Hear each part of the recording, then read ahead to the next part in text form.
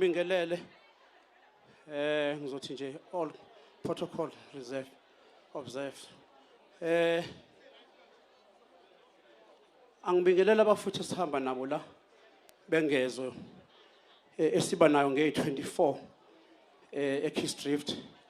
Ngibingelela umndeni wakwaDlamini, ngibingelela umndeni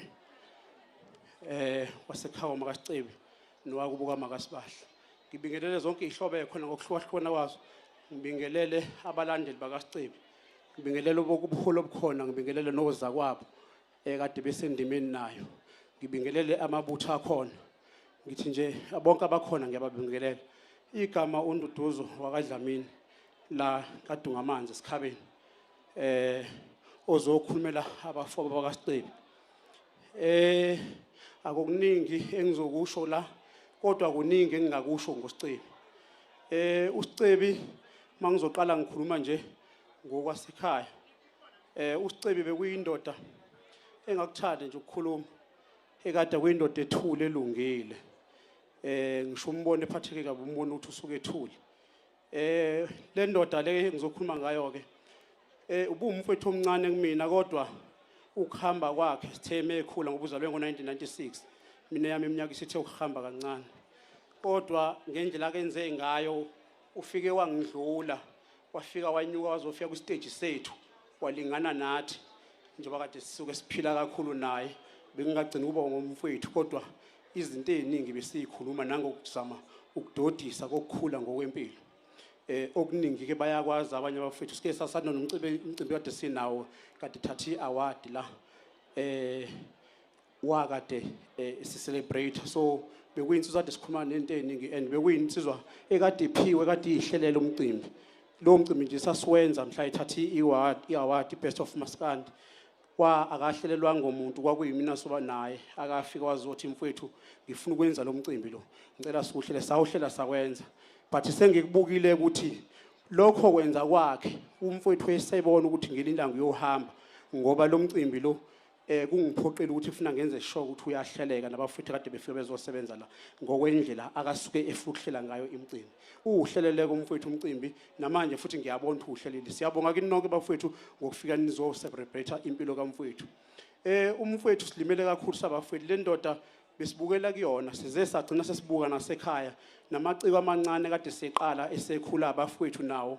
Abafowethu abaningi bancaneke kahle kahle abantu abaningi bawobaba ngwanami ebanganeni bethu empilweni yethu bawobaba ngokuzala kodwa umfowethu. So ngiphila nabo as abafowethu.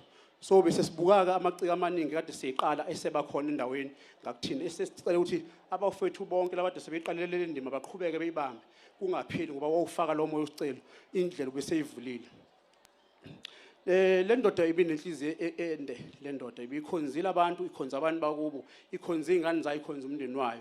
Ibikhonze ngishinda, ibingenzeki mayibongela ingasho ukuthi isuke emsinga, ingasho ukuthi isuke emachunwini, ingasho ukuthi isuke esigodini sakaDungamanzi kwinkungu enomkhizo, ingasho ukuthi isuka kakubi. So ibihlezi kusho lokho njalo. Izibongela ibize ngisho abangani baye esuke iphila nabo, ibiba recognize kakhulu abantu esuke ikhule nabo.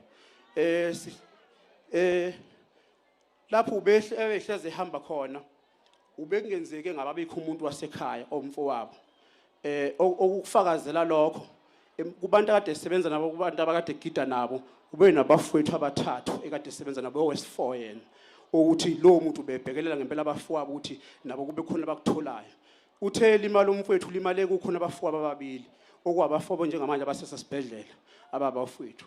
So ukhombi uqinisekisa ngempela ukuthi abafowabo uyabathanda and ubekhonze wonke umuntu ngisho izingane.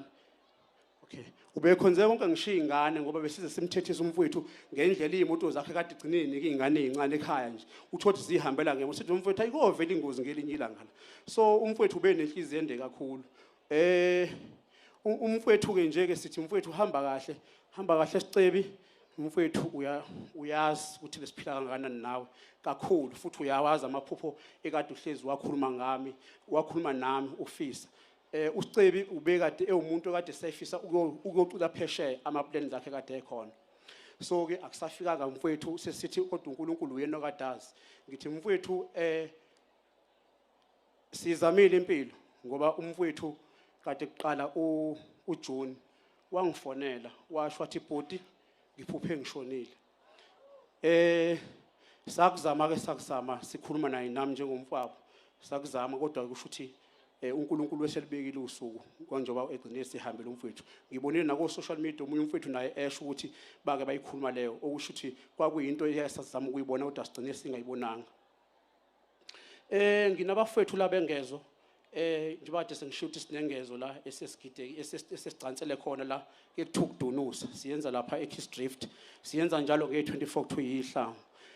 Abafowethu ke bathe ngeke le ndoda kade sinayo sigqoka nayo bengizi la okunzima kakhulu kumfowethu akangishiyekikho kwazi into zengezo kwazi into kaMaskandi bengingazazi kwafika kimi wazongifundisa ngikhumbule ngisendele enye album ethi webhudi khona ingoma engizoyikhipha la ulalele ayingalalela ngaze ngayiqeda angezwa lutho hayi ngathi mfowethu cha right impela ushaye kahle hayi nangempela umfowethu wayikhipha hawu sengibuka abantu bayidlala bayijabulela ngathi hawu kusho lento imnandi ngagcina ngingena mina uqala nje ukufaka uBrandwood ingezo mina ngiyijoyine ngo2021 kule team esasinayo esasijoyina nayo sasu7 2021 siqala engekho yena 2022 wafika umfowethu ngathi sasila ko18 kodwa ukufika kwakhe ngishisa salengezo ma social media nalibona lanyuka kanjani likhuphuke kakhulu ngendlela kade eyithanda ngayo ingezo ubhuti yabona uze wakhipha ingoma lesi kade sidlala size la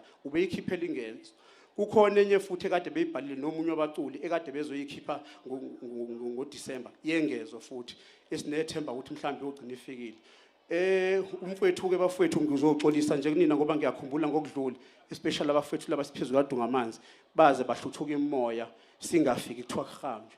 Umfowethu ube umuntu kade ikhathi bethanda ukulala nje hayi ukulala ubekuthanda. Man 10 hamba ngo10 uzothi ngo10 saze sagcina sesihambe sesimhlangabeza njalo phezulu ekhaya ngoba bekufuna uyomkhipha. Ubuthi ngo10 isikhathi 10 hamba ngaso umfica usaphuma negown endlini usehlenyuka nje ngenizindlu eshuthe enza yonke into. So umfowethu kade emuhle ubethandela ukuthi nje shwele bhuti athi nje shwele bhuti mfowethu ngizokukhumbula sizokukhumbula kakhulu sonke uyibekile indawo induku ebandla sithi hamba kahle sibakhulu hamba kahle nomagagakanselweni washisa umntwana wesibunji kwaze kwaseyo bayo ndlovu nguze nje siyabonga kakhulu siyabonga niphephe nonke.